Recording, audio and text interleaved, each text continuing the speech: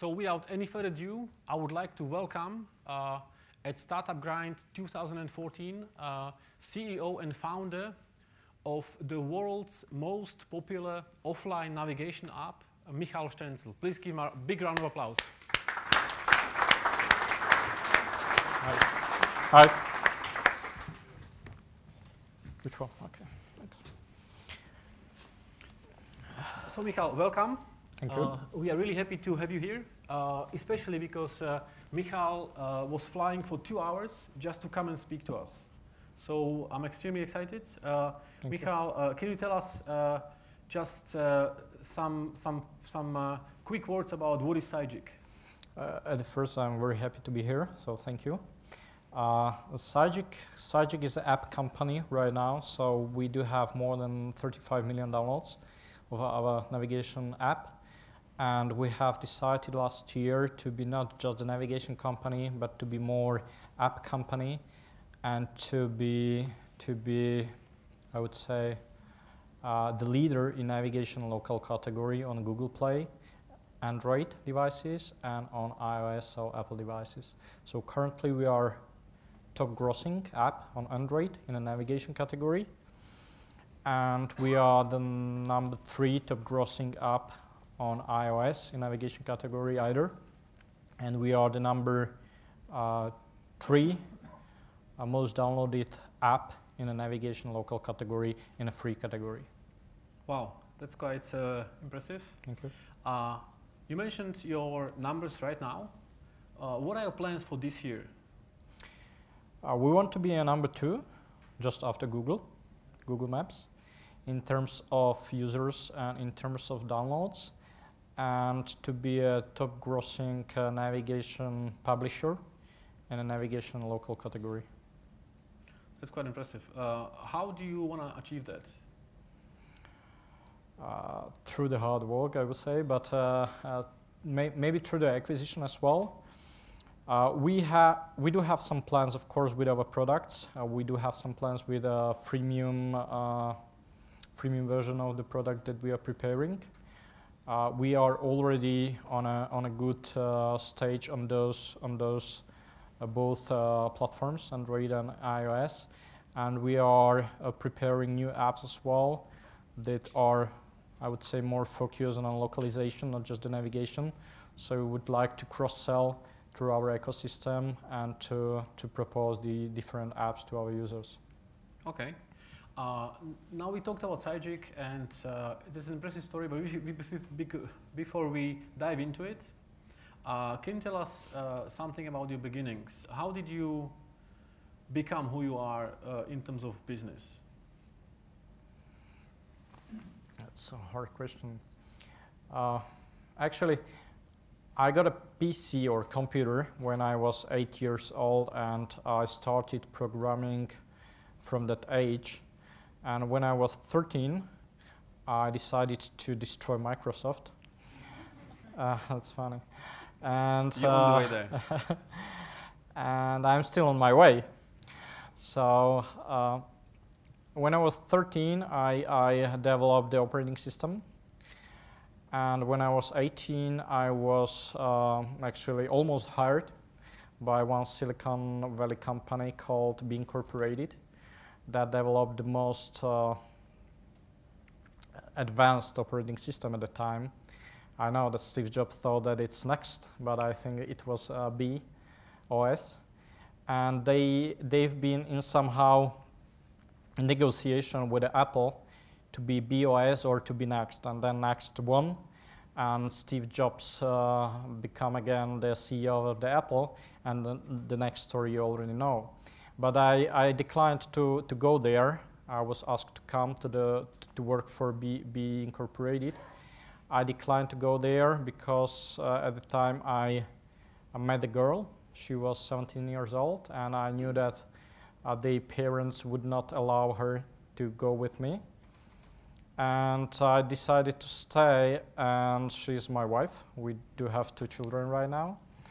And I have a company, so actually that was somehow the beginning. And then why navigation? I met a guy who was thinking to port my operating system to their devices. It was a Slovak-based company as well. Actually, they were established in UK, but they had a R&D in Slovakia. And he asked me to port my operating system to their devices. But later on, I realized that it was an easy technical challenge, but it was not really a easy marketing challenge, because I would need really to find a way how to make sure those big companies to start porting their application to my operating system, and that was really hard. So later on, I decided to start making navigation software because it was a challenge and because they needed to have a navigation software on their devices. And I realized that the mobile is the future, and that's how we started with the navigation software for mobile devices. Okay, so you had this dream of achieving something, and you were thinking about joining other company, but you decided to stay because of your love. It's quite amazing, and now you are at the stage where you want to build something big, stay at home. What was your biggest aha moment when you were starting? I don't really believe in aha moments. I think that you have to improve on a daily basis, and it's not like a dream that you come with something in your mind and that's going to change the world. I believe that it's a continual innovation or continual improvement. And if I look at Facebook, for example, or Google, I don't think that they invented something new. It was just a lot of small steps they did very well. So I didn't have an aha moment, I would say, never. Okay. To give you an example, I've read this case study about how Walkman was born. Apparently Sony was preparing a device which was designed for journalists to record voice. And the CEO back then of Sony saw someone else from the team using it as a device to listen to music, which was recorded already. And he had this aha moment, you know what, this is something which could be used for listening to music as opposed to recording voice. And they just took away the feature of recording and then plugged in the amplifier, and Sony Walkman was born. So there was nothing like this in your company when you were starting. I wouldn't say that. I think that, yeah, maybe with the Sony it was like that, but you had to have a great R&D to develop something like that. You had to have a great marketing team to really somehow persuade people to start using headphones, because before that time nobody used that. Yeah. So if I look, for example, I know the different story with the Apple, and many of you probably think that Apple invented iPod, but that's not true.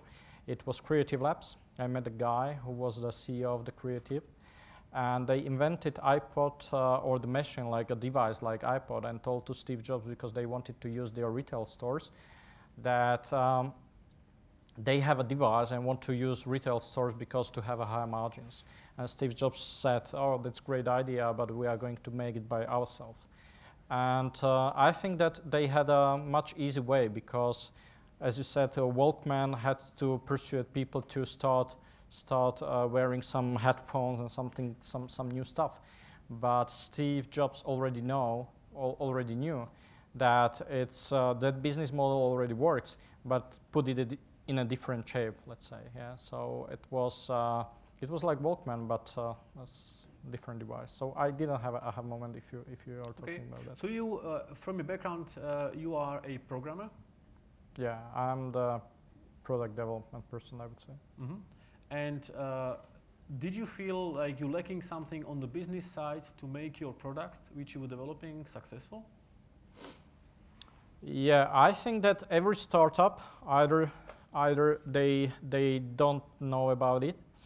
Every startup is really disruptive through the cost efficiency they have.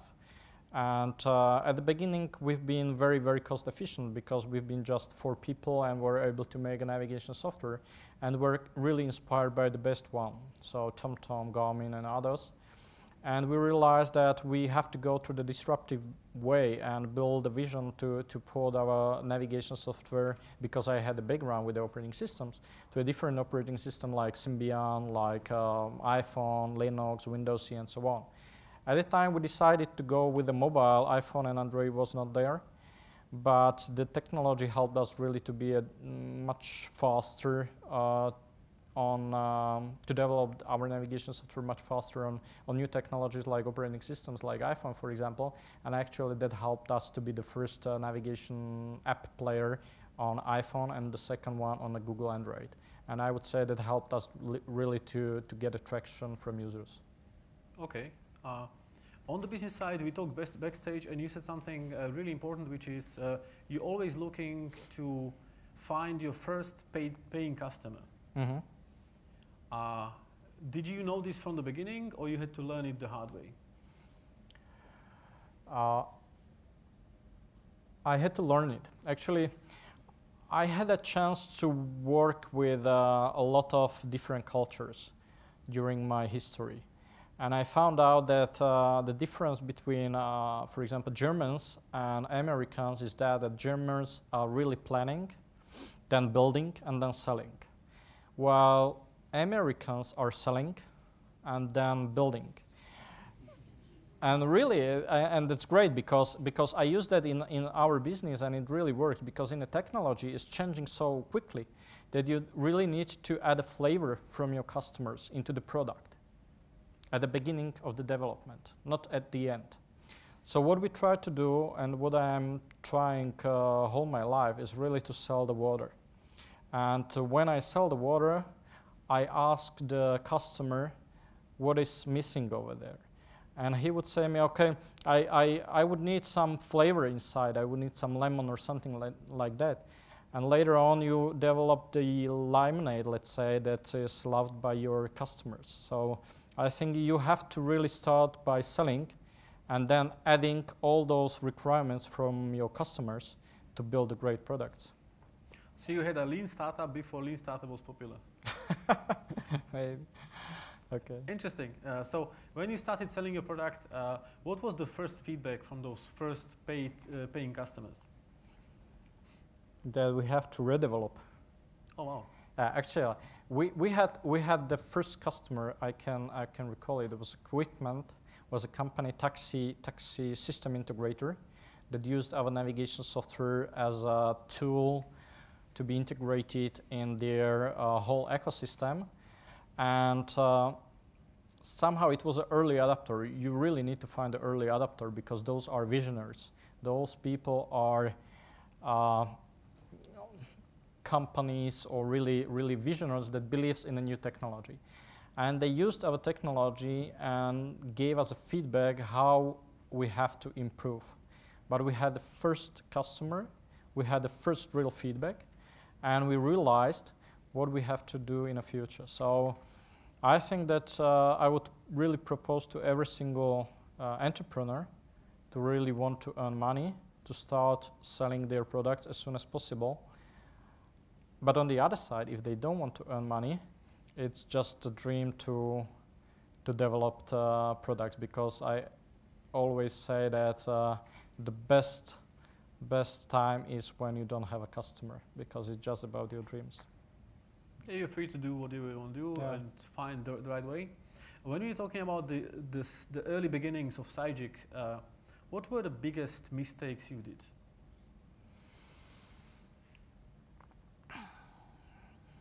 The biggest mistakes? I don't know, actually, because I would need to have an A/B test to know what would be a different if I did it a different way, and I don't have it. But I think that what took me a really long time was to realize that in our company there are more than 50 people, and I have to treat them a different way.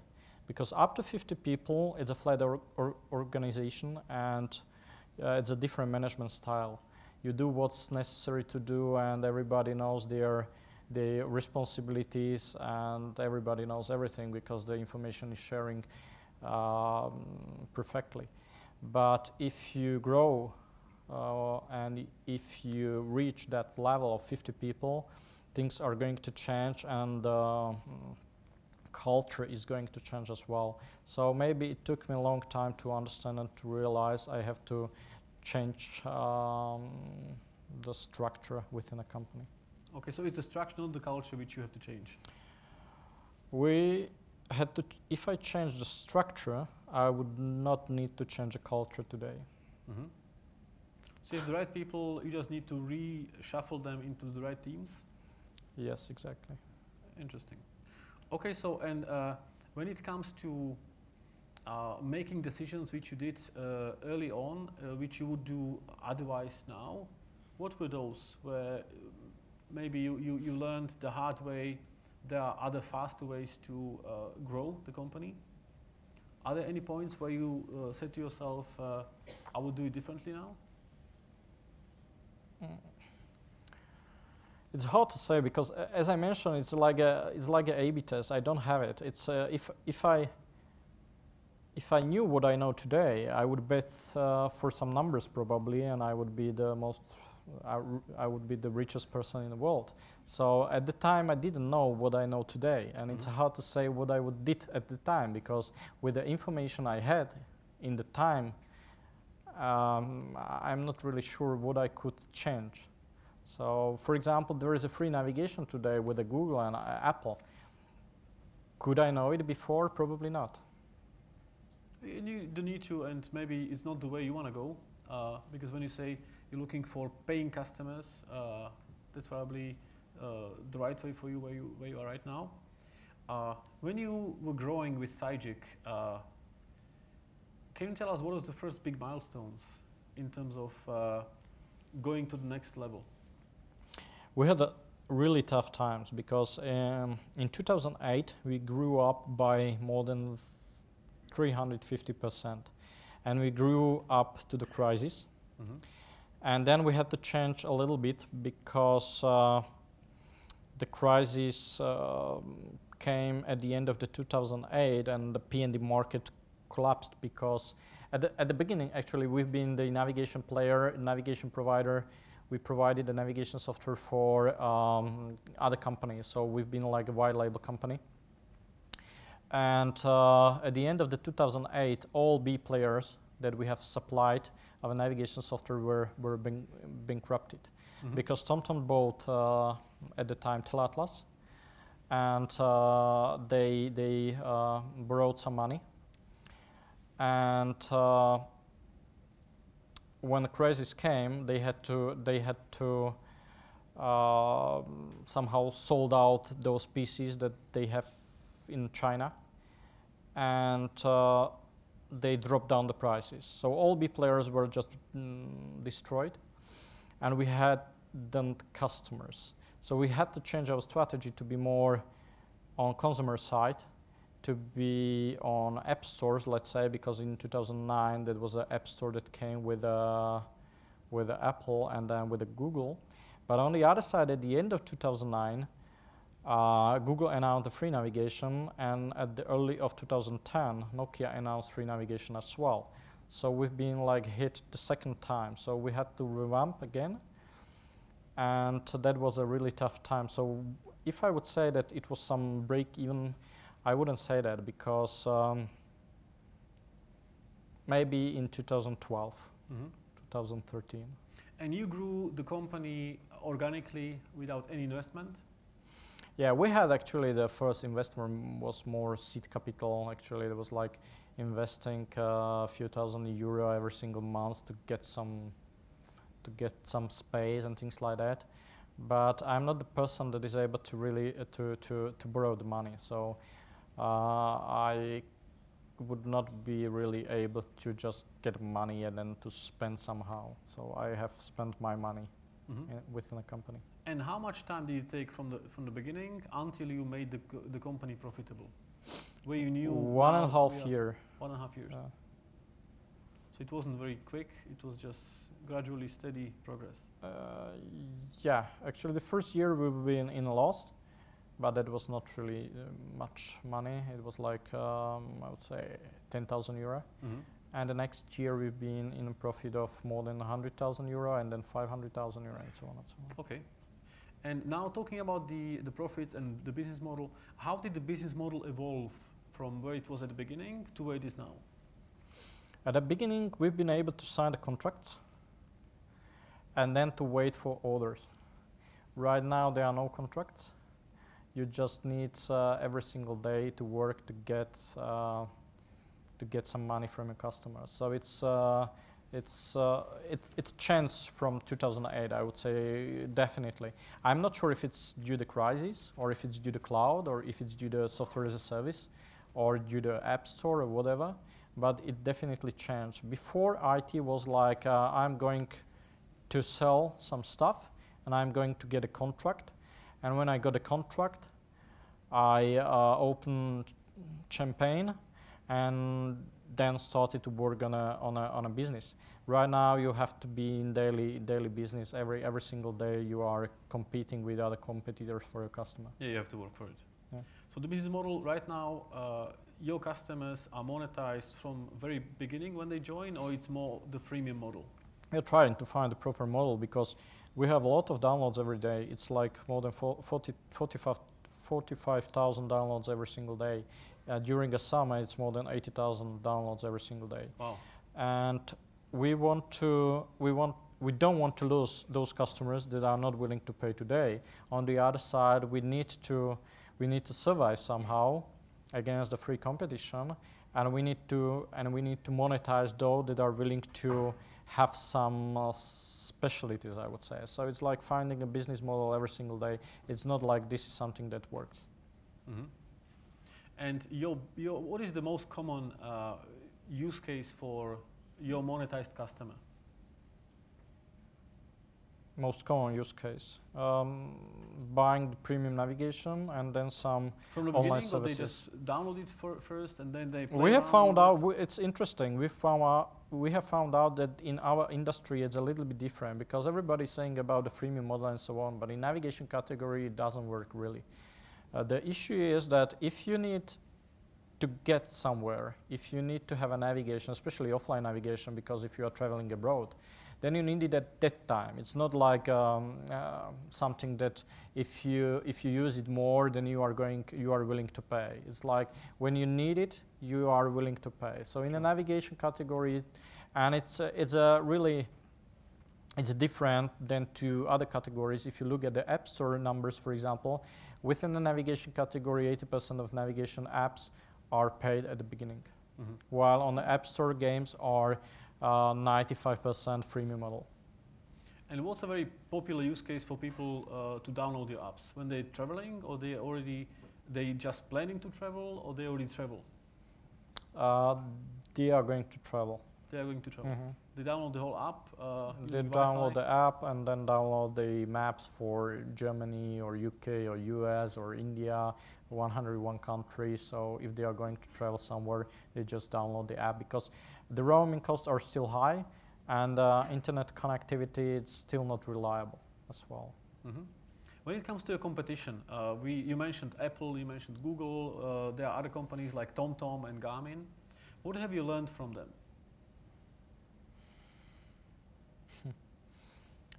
What I have learned.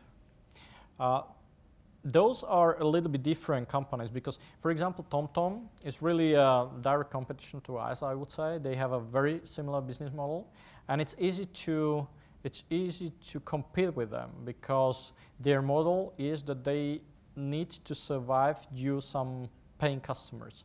While on Google side, they are able to subsidize the business, the navigation, through their search business model, through advertising. So the Google business model, really, what I have learned is that they are able to subsidize YouTube, for example, 5 years, then Maps 5 years, and other product 5 years because they are very, very successful in advertising. Mm-hmm. And that's very disrupting to other players. On the other side, if I look at the advertising on top of the maps, I don't really think that it's sustainable business today. So we tried something with the advertising. We've been calculating the numbers. We've been talking with the Nokia as well and Navtec that it's on the side of map data, and we've been not able still to find a way how to monetize through the advertising against the Google. So I really think that Google is our biggest competitor in that space. We talked earlier about startups and about your very clever idea of not being ashamed of the competition and replicate what they do. And are there any features or any clever things you've learned from the competition that you applied to your business model? Yeah, I always say to young people that they don't need to be shy to not copy paste, but to be inspired by bigger companies, because it's a very pragmatic way. You look at the best company, you know that the business model works, you know the evolution they went through, you know how the product should look like, you know there are customers already on that market, and you look at the product and say, okay, I think that those attributes are the most important for my product. So you are going to a little bit replicate the evolution that had happened already on the market that exists. You know the pricing, you know the suppliers on the market as well. So actually you know already the whole ecosystem, and you can create it much more disruptive way because you are the startup and you have much less cost. So I know that a lot of people think that they are going to create something new. It's a vision, I am going to change the world. But I don't think necessarily you need to change the world. Maybe it's much easier to really understand how world works and then piece by piece to improve it. So your vision at the beginning, you wanted to bring Microsoft to the end? How far are you Currently on your they journey? are I think currently Microsoft is not an enemy. Currently the Google is an enemy. So you choose a different battle? Yeah. Okay. So this is the business part now. Startups very often have problems with the teams. You already mentioned that there are some milestones in terms of growing the company, and you mentioned there's this 50 people milestone at the company. What are some lessons which you've learned that you would like to share with the audience when they're gonna get to the level? What are some quick wins they can do to make the company grow more seamless? About 50 people, you mean? What helped to me was to go on a Stanford for 3 weeks to learn a little bit. There is a great course like growing companies or something like that. Okay. And it really helped me to look things from a different perspective.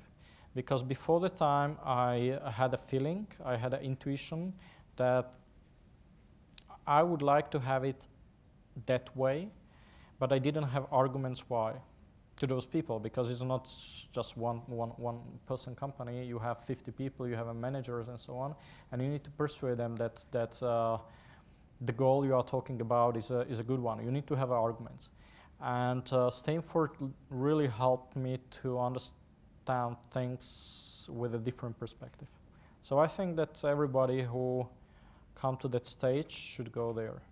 Mm-hmm. And one very important thing I've learned from you when talking to you earlier is the fact that you build your teams as small little startups. Mm-hmm. Do you want to explain to the audience what it means? Yeah,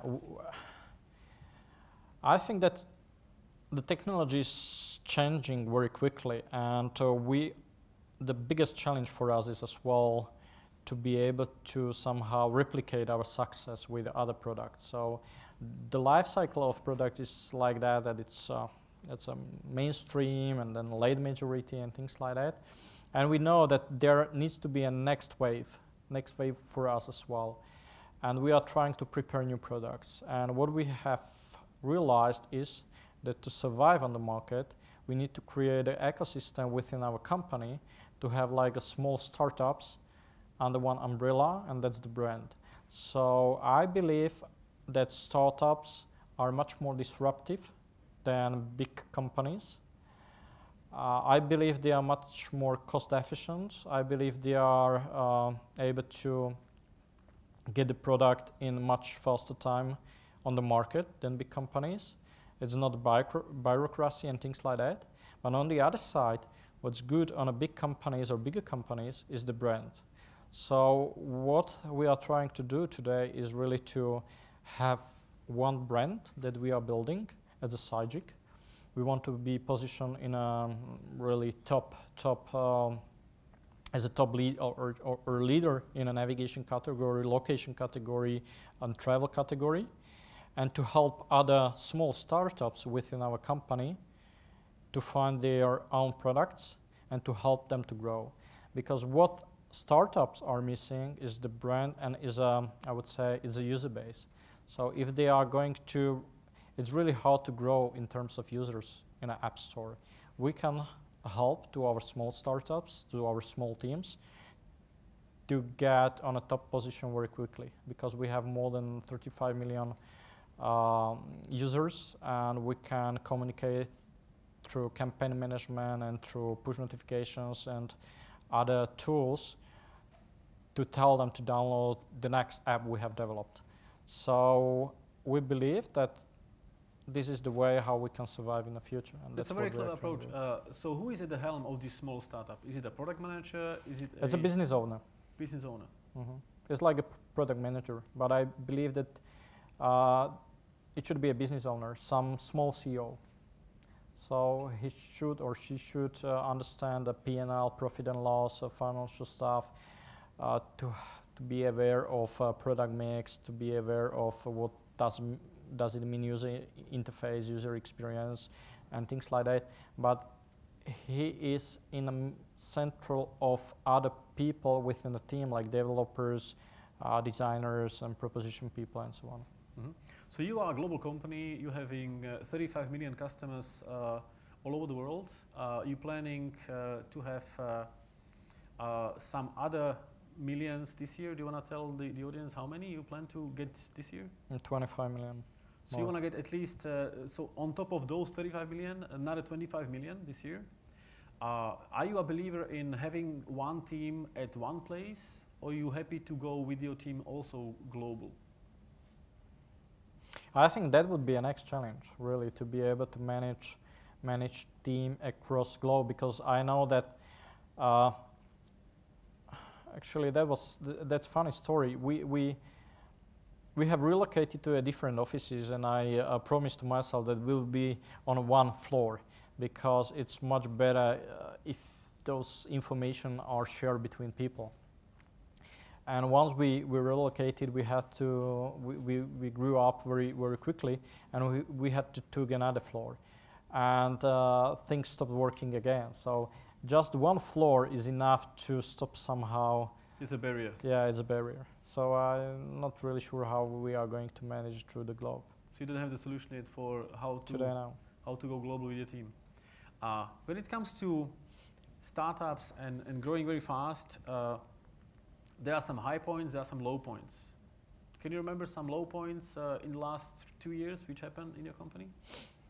Yeah, we had to change the management a little bit, because if you grew up as a startup, the first lesson I got on Stanford was that many companies are doing the same mistake, that when they are startup, they took people in a startup that were great executives and make them managers, and it didn't really work because they were not managers before. And that was really a weak point for me, to change few people in the management and to change friends, literally. Okay, but you overcame this point, and now the team is up and running? Yeah, I think that's things are working much better. Okay, so now we know where your business is. We know the KPIs kind of you're following. Something I've learned from you is really important in terms of the focus. What are your key KPIs you're looking at in terms of apps? The KPIs. For me, it's very important. What I look at is a revenue per download. Because if you look at the advertising technology today, you can, for example, you know that 50 cents, it works for one download. And if you know that one download gives you a revenue of 75 cents, you know that it's scalable. If you know that your download costs you $1 and one download gives you a revenue 50 cents, it's not scalable and you will be bankrupt very soon. So I think it's very important to tune these things when you have a few thousand people or a few thousand downloads, and then if you find that attributes that works or that math that works for you, then you can really scale it. But without that, you are going to bankrupt very soon. Okay, so let's talk about marketing for a bit. I'm sure we have some app marketers, some app developers in the audience. What are some interesting tips you are happy to share, which you've learned on the app stores in terms of marketing, how to get users, how to get reviews? On App Store, it works if you switch.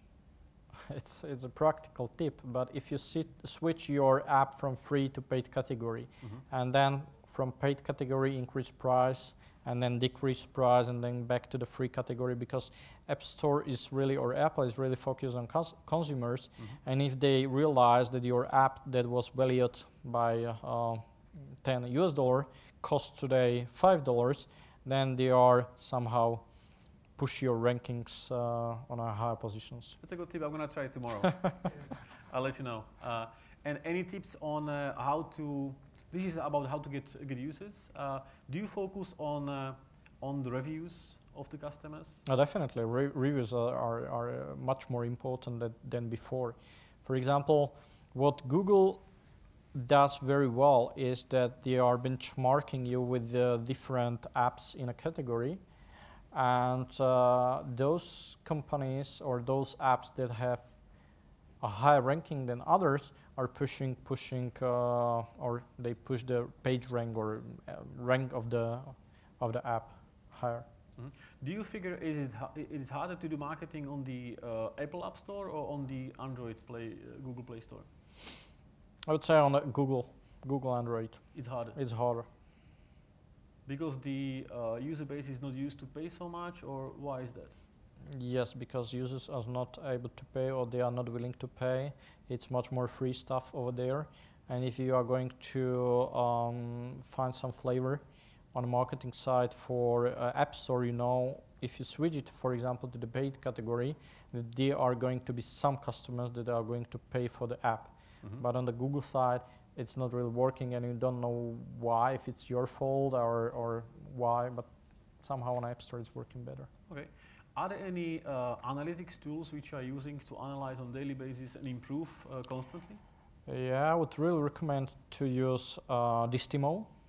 I'm not sure if you are aware of that. You can really compare rankings, and you can really compare. If you buy, for example, for 20,000 or 25,000 euro, a category, you are able to learn what players are charging what value in that category. So, for example, if you buy the market research from Distimo, then you know where are you really positioned in terms of revenue against your competition. So Distimo, then Flurry, it's quite famous.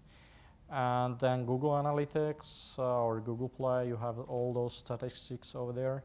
They are adding every single month something new. So for example, right now there are crash reports, application not responding reports, and things like that. And I'm using Appany, and if you use iPhone and AppStatics, it's a really good tool. So you're using both SDKs for Flurry as well as Google Analytics within the app? I think that Google is better for Android app, and Flurry is good for Apple. It's good for Google as well, but I would say Google is better for Android apps. There are some people who mentioned to me that, or they complained about Flurry that it slows down the application. Is it true? The results are not somehow correct. I don't know why, but I wouldn't say that it slows down, but the results are not correct. So what we see from the Google Android, Google Play is a little different what we see from Flurry. Okay. Do you have any hacking tips of how to get more reviews, for example? Are there any stages where you see this is the point where we need to ask the customer to give us review? I think that don't buy reviews, because it's really prohibited by Apple, and they are able to just reject you from the App Store at all.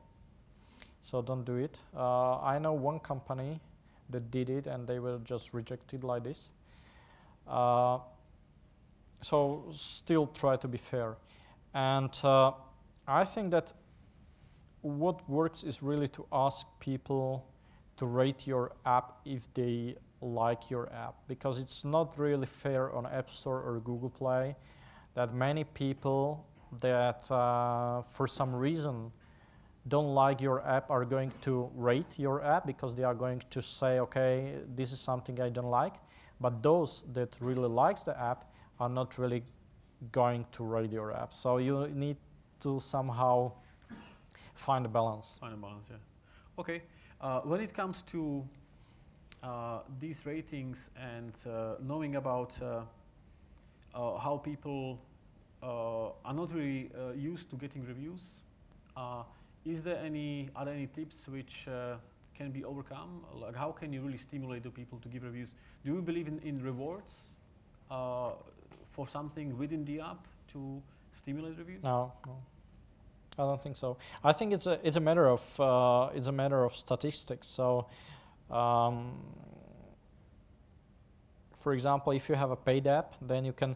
That's what WhatsApp is doing as well. They have a paid app and then switch it to the free app. They get more reviews and then switch back to the paid app. So I think if you want to have more reviews, just give it free of charge for some period, and switch back to the paid, and then switch to the free as well again. Okay. Now, Sygic it's not possible on Android, on Google Play. It's just on Apple. Yeah, on Apple. Okay. Now, Sygic is really extremely good in signing up partnerships. We all know that Sygic has recently announced a partnership with Land Rover and Jaguar on a global level. Are there any other companies which you have in mind, or any industries which you're looking into to get the company to the next level? We are looking at the automotive industry. So there will be probably next automotive or car manufacturers in our pipeline, and we really want to lead the change within the automotive industry, how people are using the navigation products within a car. So just automotive, no other industries right now? There are other industries, because we are on a B2B level as well with our new products like Job Dispatch. It's like a tracking tool for small, medium enterprises. But those are the small, medium. It's a focus on small, medium enterprises like whatever else. So you seem to be quite good at getting the B2B market in place. How does Sygic manage to get and become the official app of the London Olympics, for example? Yeah, we have a track record in our fleet navigation. So actually that's something we have started in. We have built the navigation software for fleet companies at the beginning, and the system integrators are using our app to integrate our navigation software into the whole ecosystem, into the whole platform they are using.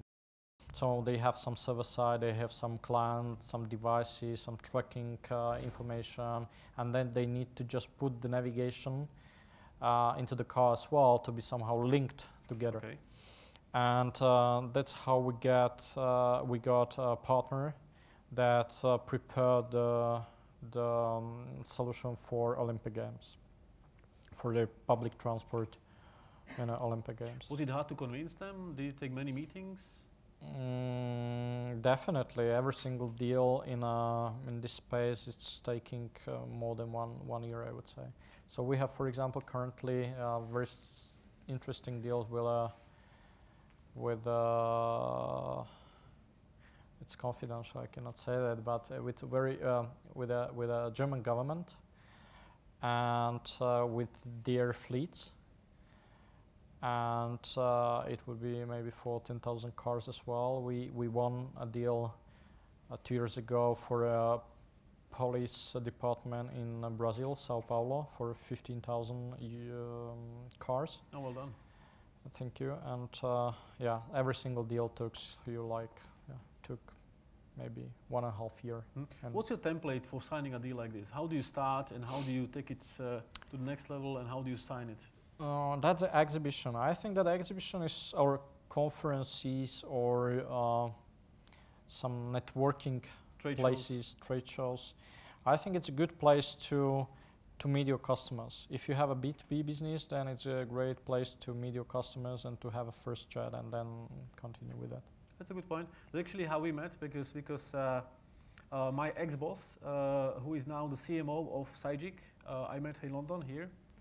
And we used to work together in Slovakia. I used to work for her in the marketing team of Orange. And I met her just by chance. And that's how we started to talk with Sygic. That's how we have this event here today. So it's like a serendipity. Now, we talked about your partnership plans. What are your plans for Sygic and where do you see the company in the next 3 years, for example? Yeah, actually, we want to have 100 million users. That's the first goal. That's a big number. And then we want, it's not that big as 1 billion. That I would love to have. And that's a very good answer. And then we would like to be number 2 as the most used publisher in a navigation local category, and the number 1 as a most grossing publisher in a navigation local category.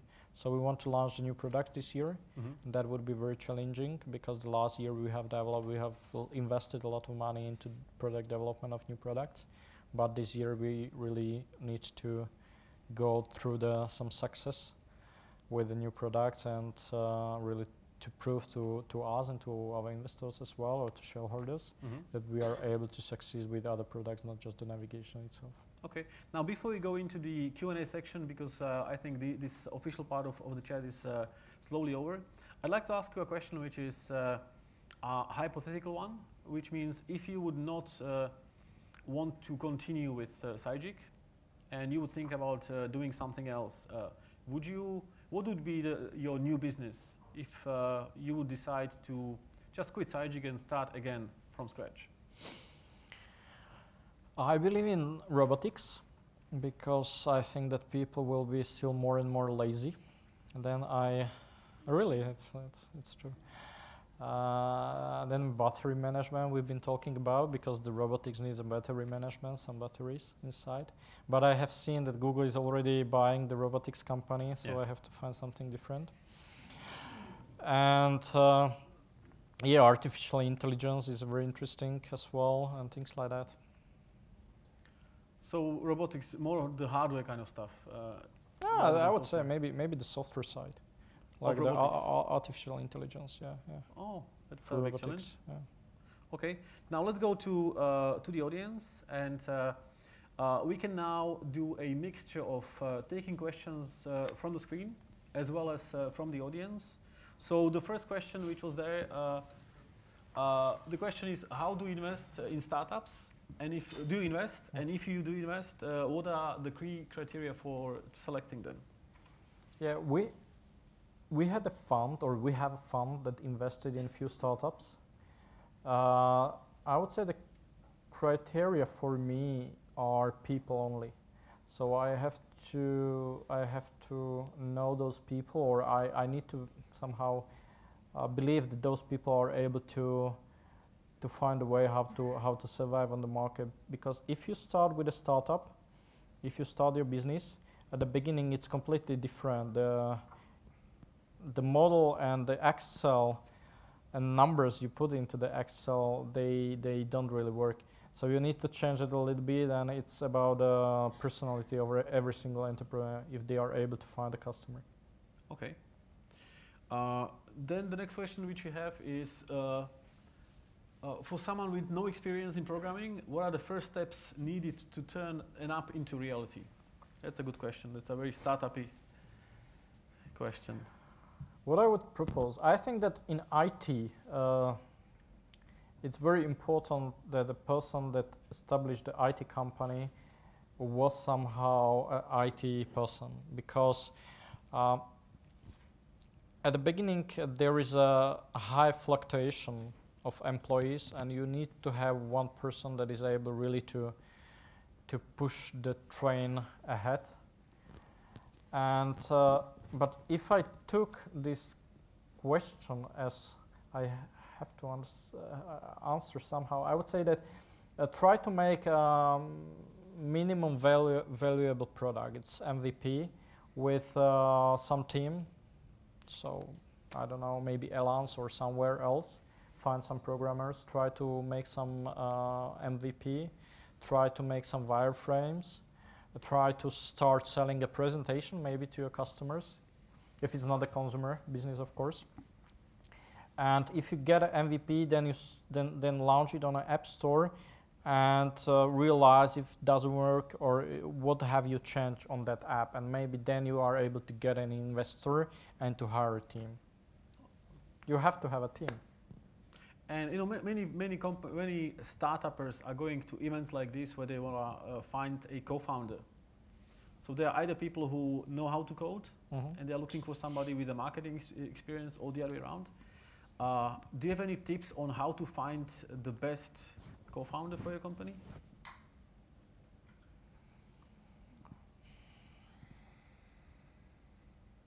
That's not a tip, I think. I don't know. Just go with your intuition. How do you know which person is the right one for your startup? It's hard to answer. You have to be lucky. So that's why I said that my story was that I was a programmer, and I was really able to design apps as well. I was able to make some design in Photoshop as well. I was able to sell something, so I was a little bit marketer as well. So I had everything in one person. But if you ask me, how can you find the best people? That's not the answer for. That's a tough question. It's a luck. Yeah. Let's go to the audience. Okay, then there you go. Hi.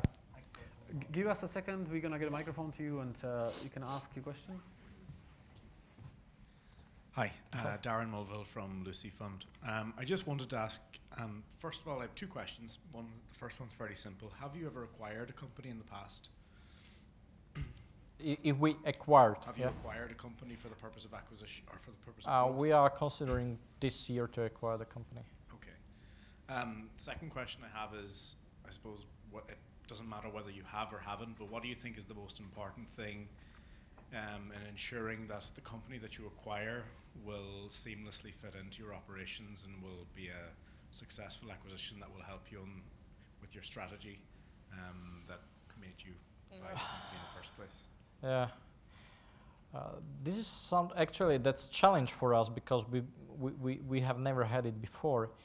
And this year will be hopefully the first year that we will acquire the company, and I think that it depends how big is that company you are going to acquire. If it's a very small company, I would let them operate on their own, because I believe that if they are able to pursue me that they are a good company, then I will let them work there to do their job, and then maybe after half a year to start talking to them more closer, how can we cooperate better. But I think that the most important thing if you are going to acquire the company is if you are able to fit in a culture. And how do you gauge whether the culture will fit? I think it will never fit. You need to find somehow how to cooperate together. But it's just a different culture because it's a different company. You need to talk a lot. You need to communicate. I think you mentioned this approach of trying to have the whole team on the same floor just to remove barriers from each other. And if you can talk, then people have a good chance of fitting together. Yeah. Let's go to another question from the audience. There you go. Just a second. Hi, my name's Errol. I was wondering, what importance do you put on patents in a company? How many have you got? And what do you think of the sort of vast number of patents that American companies have got in the software industry? Yeah, this is something we are lagging in. So we don't have really a patents currently. And It's really, I would say it's really not fair because few companies ask us to pay for some patents already, and I would say those are ideas they have patented. So those are not the complicated methods or algorithms they have invented. It's many times like the pink color, yeah. So really, it's a funny story, but with a telecom company that has a pink color. Is a confidential. I will not tell you which one. It's a special kind of pink. The special color of pink.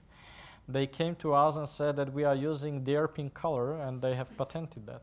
And I cannot realize how it's possible that some person is going to patent the color because it's a reflection of light. Yeah. So, but really stupid, a lot of stupid things, and just the ideas like moving a map. Moving a map is patented and things like that. How do you go about it? Do you have a special team in the US, a legal team who deals with it, or what do you do? We are dealing with them. Yeah. So okay. I think that many. Many of those companies, they know that those patents are not real patents. And if they are big companies, they know that you are not going to sue them. Mm-hmm. It's like a game. Yeah? It's like a tricky game. You are not going to sue them. They don't want to sue you. And they are just saying they are going to sue you, but they find a way how are able to get some fee from you, like 5,000, 10,000 euro, because they know that it would be much cheaper for you than to hire lawyers. So they're trying their luck, basically. Yeah. Okay, another question from the wall. How did you find early members of your team? I have just heard them. How did you find them? Did you go networking or because we have, for example, we have some good recruiters in the audience as well. Do you hire recruiters to help you find the people, or you paying your own time into the efforts of you have to finding? pay your time, definitely. It's first it's your team. So from the beginning, I would say that if I saw a person that was, for example, I tried to hire a programmer, and somebody sent me a CV that he's a designer. But I saw that he has a talent, and I hired the designer instead of programmer. Oh. So I think you have to bet on the personality, not just about just what are you looking for. So you're betting on the feeling you get with the Mm-hmm. people and how well they would fit the culture. Not just the culture, but if they are exceptional people. Mm-hmm. And you have some kind of a special talent to see the special in people, or how do you look for it? Look at their history or what they did.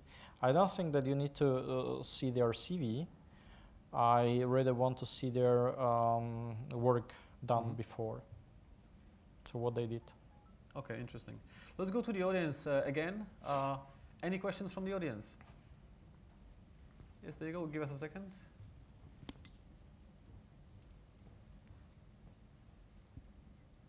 Hi, my name's Shaz. I just wanted to know, what advice would you give to someone looking to start an app right now?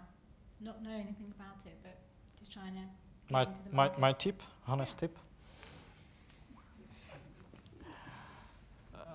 Okay. I would look at those companies that are, it depends how much you are willing to invest, of course, in that app, but if you want to be successful, what I would do is to select maybe the game category, and maybe I would just look at those that are most successful in the games, and I would just replicate their model, and I would just replicate the game with the different bodies, different story. Yeah, that's because I think those companies like King.com or app like Clash of the Clans, it's not just the good app, it's not just the good game, it's the whole business model. So you need to really replicate and understand the business model they used, and it's like evolution they went through. So they are successful because they found out a business model that works, not because they found out the game that works. So it's a self-learning copycat you would like to do. Yeah. Okay. Other questions from the audience? I believe that it's a pragmatic advice. Okay. Gentleman over here. Yes, you. Give us a minute. Yes, there you go. Yeah. I was just sort of interested, what do you think are going to be like the future developments in terms of navigation? For instance, you see like indoor navigation with like Bluetooth LED beacons or stuff like that as being an important part of your business, or anything else like that? In a navigation app, you mean, yeah? Well, just in general, in terms of like, you know, in 3 years' time, you look at navigation apps, what do you think are going to be like the thing that's going to differentiate your service from other people's? Yeah. The number of users, that's the differentiator many times, because yeah, really, it's funny, but many times it's just the small pieces like a business model, like number of users, like the way how you approach those users. And if you just ask about the future, I believe that the navigation will come to the automotive again. It was born in automotive, but it was really hard to survive in the automotive business because a lot of automotive companies, they had a business model like to build in-car in-dash navigation. They have invested, for example, 4 years to be really tested, because otherwise you are able to return the car into the store and say, okay, my navigation doesn't work, so give me money back or something like that. And they were really stressed to make any innovation to be better to be tested. And currently it's changing a little bit because the smartphone opened the way how the things are streamed into the automotive in-dash devices. And what automotive is going to do, and I believe that's the future of the navigation as well, is that they will just make the black screen and you will mirror everything from your smartphone to the car. So you can plan on your desktop, on your tablet, on your smartphone. You will enter the car, it will just push the navigation from your smartphone, the selected one, with the POIs and all customized information you wanted to have in your navigation software. And it's streamed into the automotive, and when you stop, you will be just navigating by pedestrian mode to the destination, and then cars will more communicate together as well. And I think in the navigation is going to open somehow the space of self-driving cars, I would say, because that's the technology that is somehow combined together, and as well the electronic cars or electric cars. Okay, one more question from the wall. You were selected as one of the fastest growing IT companies in Central and Eastern Europe. How do you manage to preserve your startup culture and stay lean in your operations? Yeah, that was a challenge because up to 50 people it was very easy because it's just intuitive way how you manage people. And then was a little bit culture. We had a culture problem, and right now we are trying to make it like a small startups within a company. So we're going back. So you went to this course. Was it Stanford or where was it? Yeah, Stanford. Stanford course, which you would recommend for solving these problems of how to grow beyond this point, and then. No, actually, no. They just helped you to see things from a different perspective, but later on I realized that this is the way how we can survive. Okay, and then what's the biggest lesson there? How you manage to stay on the startup, having the startup mindset? On a Stanford, you mean? Or no, the question is, how do you manage to preserve your startup culture? Yeah, to have a startup. Actually, we have an option scheme. So we are giving some shares to our employees as well, but it's not working the way as it worked before.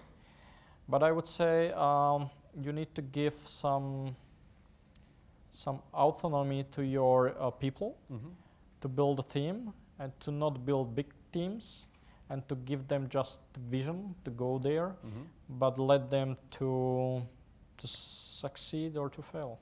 And you make them also business owners? Yeah, sure.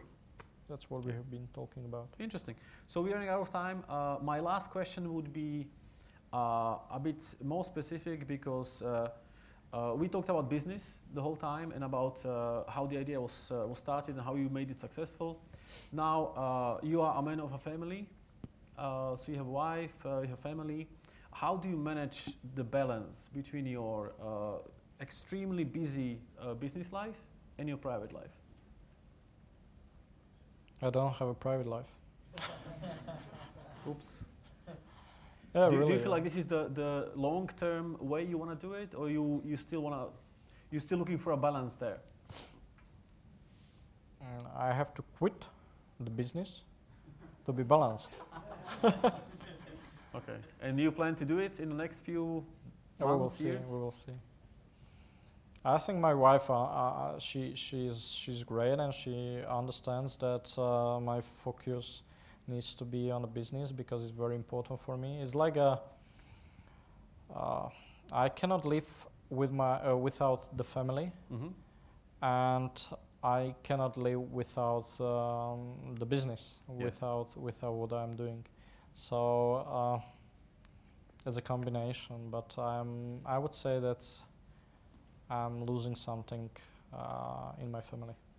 Okay, so you're paying a price basically for your success. Exactly. Yeah, interesting. I would like to thank a lot to our guest. Please give him a big round of applause. Thank you.